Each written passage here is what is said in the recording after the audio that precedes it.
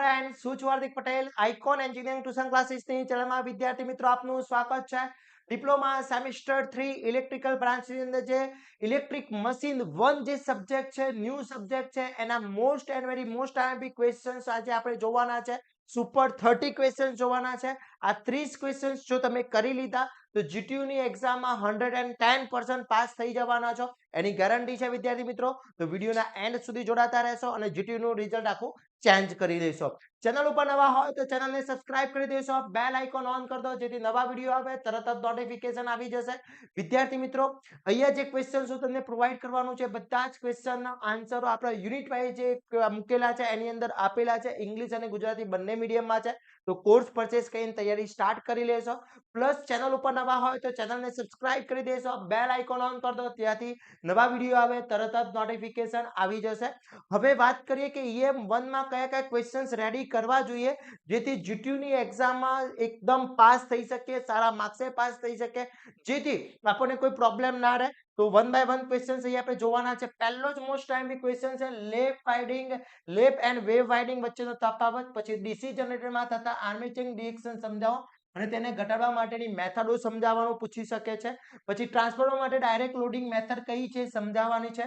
DC જનરેટરના magnetise એટલે કે magnetise characteristic સમજાવવાની છે. મોસ્ટ આઈએમપી ક્વેશ્ચન છે. પછી સ્ટાર્ટરના પ્રકાર અને તેની જરૂરિયાતો સમજાવવાની છે. ટ્રાન્સફોર્મરમાં થતા લોસીસ, કયા કયા લોસીસ છે એ તમારે આખા સમજાવવાના છે વિદ્યાર્થી મિત્રો ટ્રાન્સફોર્મરની અંદર. તો very and very most IMP questions છે. ઓકે, એના પછી ટ્રાન્સફોર્મરમાં થતા લોસીસ સમજાવવાના છે. મોસ્ટ ઇમ્પોર્ટન્ટ ક્વેશ્ચન છે વિદ્યાર્થી મિત્રો. એના પછી ડીસી શન્ટ અને ડીસી સિરીઝ મોટરની લાક્ષણિકતાઓ સમજાવવાની છે. Very and very most IMP question છે. ઓકે, પછી ડીસી સિરીઝ મોટરમાં સ્પીડ કંટ્રોલ સમજાવવાની છે. પછી 3 પોઈન્ટ સ્ટાર્ટર સમજાવવાનું છે. મોસ્ટ આઈએમપી ક્વેશ્ચન છે. એના પછી ડીસી જનરેટરના ઈએમએફ ઇક્વેશન તારવવાના છે. ટ્રાન્સફોર્મર માટે પેરેલલ ઓપરેશન શું છે એ સમજાવવાનું છે. ઓકે, આ ટાઈપનો કોઈ ક્વેશ્ચન તમને એક્ઝામ્પલ પૂછી શકે છે. ડીસી જનરેટરમાં વોલ્ટેજ બિલ્ડઅપ પ્રોસેસ સમજાવવાની છે. સ્વિનબર્ન ટેસ્ટ શું છે એ most and very most IMP question છે, ખાસ કરી લેજો. એના પછી ડીસી મશીનમાં કોમ્બિનેશન અને તેની સુધારવાના મેથડો સમજાવવાના છે. ટ્રાન્સફોર્મરનું EMF equation most IMP question છે. એના પછી ડીસી જનરેટરમાં પાવર જે સ્ટ્રેટેજીસ છે એ ડીસી જનરેટરમાં થતા લોસીસ સાથે સમજાવવાની મોસ્ટ આઈએમપી ક્વેશ્ચન છે. પછી ડીસી જનરેટરમાં મહત્તમ કાર્યદક્ષતા માટેનું એટલે મેક્સિમમ પાવર એફિશિયન્સીનું જે સૂત્ર છે એ તમારે પ્રૂવ કરવાનું છે, સમજાવવાનું છે. પછી ઓટો ટ્રાન્સફોર્મરના ઉપયોગો, આ બધા જ ક્વેશ્ચન વિદ્યાર્થી મિત્રો આપણા કોર્સની અંદર ઇન્ક્લુડ છે. યુનિટ વાઇઝ જે પીડીએફ મૂકેલી છે બધામાં ક્વેશ્ચન્સ આપેલા છે. ગુજરાતી અને ઇંગ્લિશ બંને મીડિયમમાં પ્રોવાઈડ કરેલા છે. તો વિદ્યાર્થી મિત્રો ખાસ ધ્યાન રાખી લેશો. એના પછી વાત કરવામાં આવે તો ડીસી મોટરમાં વોલ્ટેજ કંટ્રોલ માટેની વાર્ડ લિનિયર મેથડ સમજાવવાની પૂછી શકે છે. ટ્રાન્સફોર્મરનું વોલ્ટેજ રેગ્યુલેશન વિશેની ટૂંક નોટ લખવાનું પૂછી શકે છે. પછી ડીસી જનરેટરના પ્રકાર દોરી તેના ઉપયોગો, પછી ડીસી મોટરમાં સ્પીડ કંટ્રોલ વિશે સમજાવવાનું અને આર્મેચર કંટ્રોલ મેથડ શું છે એ તમારે આખી સમજાવવાની છે. પછી ડમ્પી કોઇલ અને ઇક્વલાઇઝર વિશે સમજાવવાનું છે.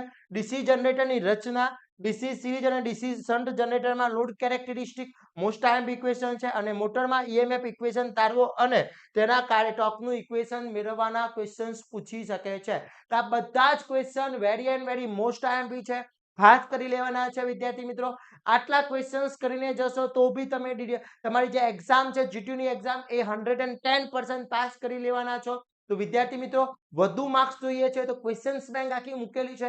9.5 નો ટાર્ગેટ છે તો ક્વેશ્ચન બેંક ફોલો કરવાની છે. અને જો પાસ થવું છે તો આટલા ક્વેશ્ચન કરી લેશો તો બી ઇનફ છે. તો વિદ્યાર્થી મિત્રો ફટાફટ તૈયારી સ્ટાર્ટ કરી લેશો અને સારું એવું રિઝલ્ટ મેળવી શકો છો. આ વિડીયોને તમારા ફ્રેન્ડ સર્કલમાં શેર કરી દેશો જેથી દરેક વિદ્યાર્થી મિત્રો સારા માર્ક્સે પાસ થઈ શકે, ઈઝી પાસ થઈ શકે. અને આવા જ નવા વિડીયો સાથે નવા દિવસે મળીશું. ત્યાં સુધી વિદ્યાર્થી મિત્રો મને રજા આપશો. જય હિન્દ, જય ભારત.